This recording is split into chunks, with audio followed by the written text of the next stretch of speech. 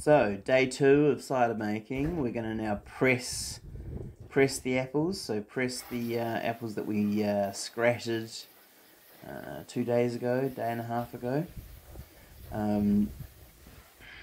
So first up, get the hydro press out. Give it a good wash. Everything needs to be clean. So we'll clean everything out. It's been sat in my spare bedroom over the year since cider making finished before.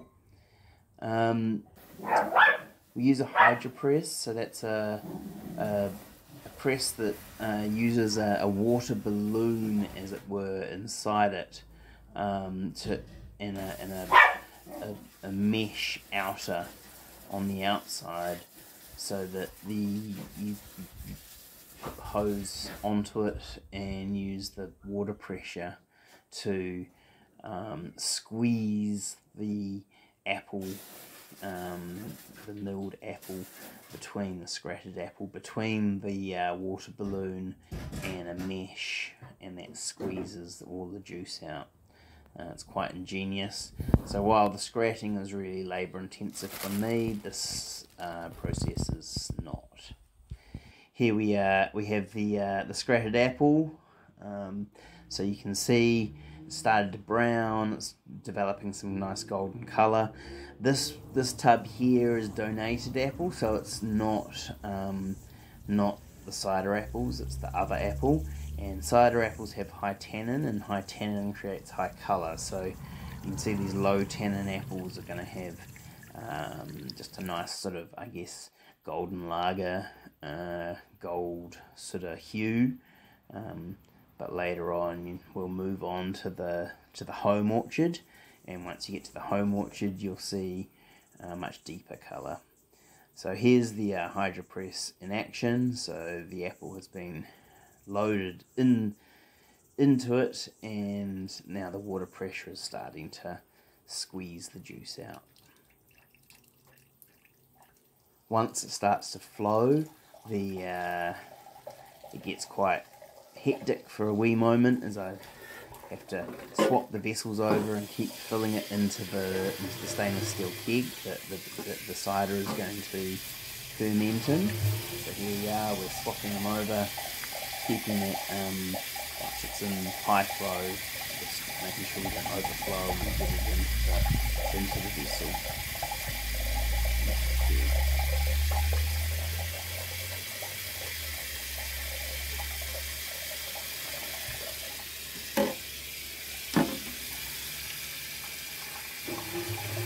Once it comes up to pressure, there's a relief valve, and that releases some of the pressure from the balloon inside. So that's what's going on. That's why there's water squirting out. Now it's pulsing. The pulsing. That's the pressure relief. I've now just turned off the water in, so it's now just under pressure, but it doesn't have the increasing pressure of the water pressure behind it.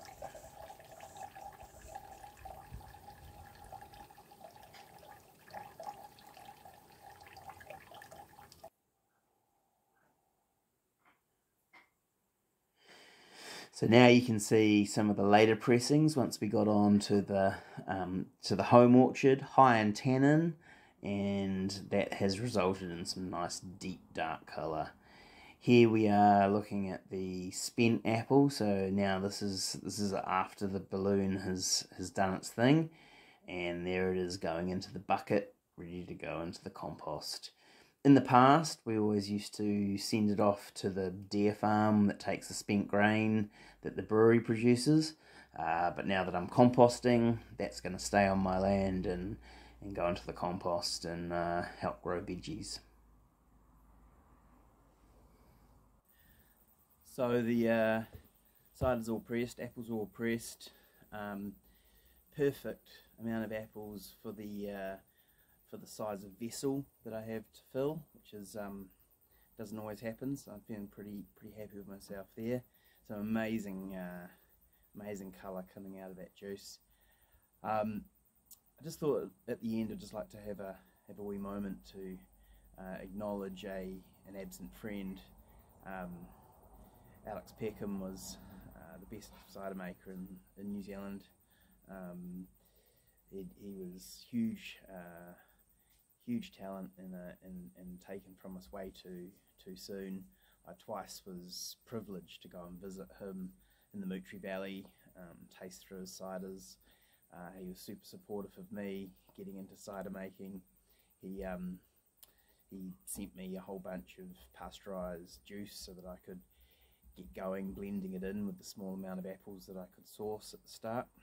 I actually still have a cider that he gave me just before he fell ill, which is this hopped cider, and that was the result of a disagreement between the two of us. I'm a traditionalist. I don't believe in putting hops into cider, and he thought it was pretty good, so he sent me a couple of cans, and so that's from 2021. I still haven't opened it.